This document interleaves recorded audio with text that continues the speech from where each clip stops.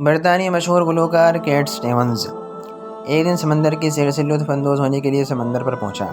یہ شہرت کی بلندیوں کو چھوتے 27-28 سالہ اس برطانوی گلوکار اور موسیقار کی زندگی کا اہم دن تھا۔ وہ خوشگوار ماحول میں ساحل سمندر کی سیر کر رہا تھا کہ اس دوران ایک بے قابو لہر آئی۔ لہر میں اتنی شدت تھی کہ وہ اسے اپنے ساتھ بہا کر لے گئی۔ اب کیٹ سٹیونز ڈوب رہا تھا۔ وہ موت کو بالکل اپنے سامنے دیکھ رہا تھا۔ موت کے خوف نے اسے دہلا دیا۔ زندگی سے مایوس ہوتے وقت اس نے خدا کو پکارا، اے خدا، اگر تو آج مجھے بچا لے تو آئندہ میں تیرے لیے کام کروں گا۔ خدا کی مدد آئی اور ایک لہر نے اسے واپس کنارے کی جانب لا پٹکا۔ وہ ساری ہمت جمع کر کے تیرتا ہوا کنارے تک آیا۔ یہ ایک نئی زندگی کی ابتدا تھی۔ اسے ایک دوسرا موقع دیا گیا تھا۔ اس نے اللہ کا شکر ادا کیا اور اللہ سے کیا ہوا وعدہ پورا کرتے ہوئے مسلمان ہو گیا۔ وہ مشہور سابق برطانوی سنگر کیٹ سٹیونز اسلام قبول کرنے کے بعد یوسف اسلام بن گئے۔ اب اس کی زندگی مکمل تبدیل ہو گئی اور اس نے گانا ترک کر دیا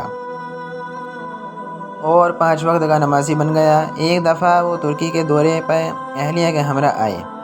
ایک صحافی نے چبھتا ہوا سوال پوچھا کہ آپ بحیثیت ایک یورپی سنگر اور روشن خیال شخصیت کے کیا یہ پسند کریں گے کہ قبول اسلام کے بعد 4 عورتوں سے بیک وقت نکاح کریں؟ آپ جیسی شخصیت کی عقل اسے کیسے تسلیم کرے گی؟ کیا یہ کوئی لاجیکل بات ہے؟ یہ خواتین کے ساتھ ظلم نہیں؟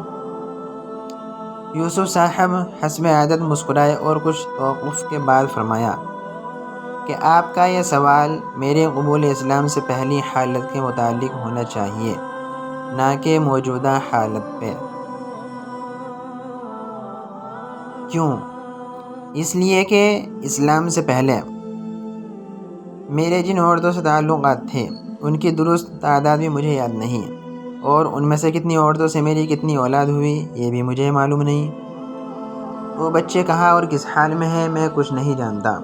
تو یہ سوال پہلی والی حالت میں وارد ہوتا ہے، نہ کہ اب تو میں الحمدللہ مسلمان ہوں۔ میری ایک ہی بیوی ہے، اس کے ساتھ میں خوش ہوں۔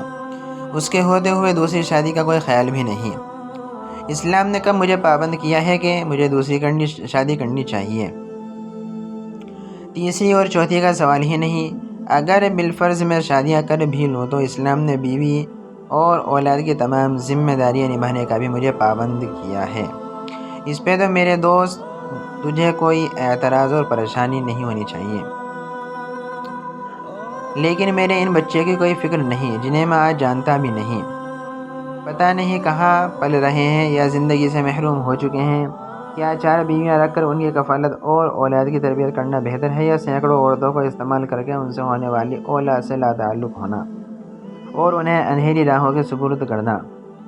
ان دو میں سے بتائیے انسانیت دشمنی کس میں ہے اور دوستی کس میں؟ کون سا خواتین کے ساتھ ظلم ہے اور کس میں انصاف ہے؟